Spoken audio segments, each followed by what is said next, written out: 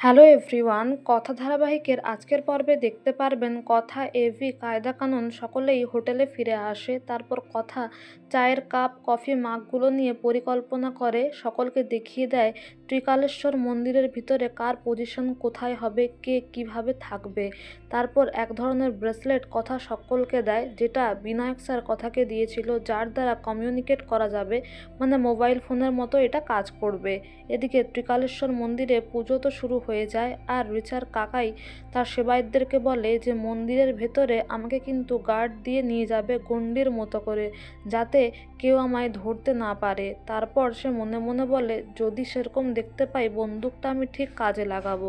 এদিকে কায়দা কানুন তো সেবায়েতদের মতোই ছদ্মবেশ ধারণ করে, শুধুমাত্র কথা এভি সেই মুহূর্তে ছদ্মবেশ ধারণ করে না।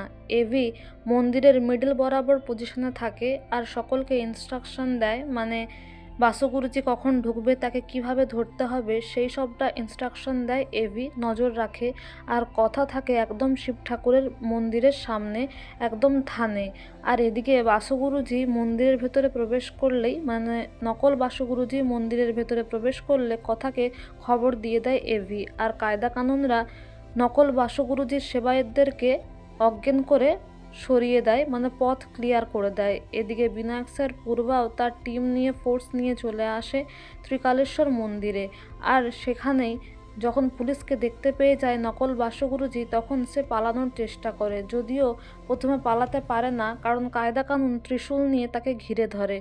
নকল বাসুগুরুজি বুঝতে পেরে যায় তাকেই ধরার জন্য পুলিশ এসেছে, তাই সে একটা কালার, মানে আবির, চোখের দিকে ছুঁড়ে দিয়ে পালানোর চেষ্টা করে, ভেতরে মন্দিরের ভেতরে ঢুকে যাওয়ার চেষ্টা করে।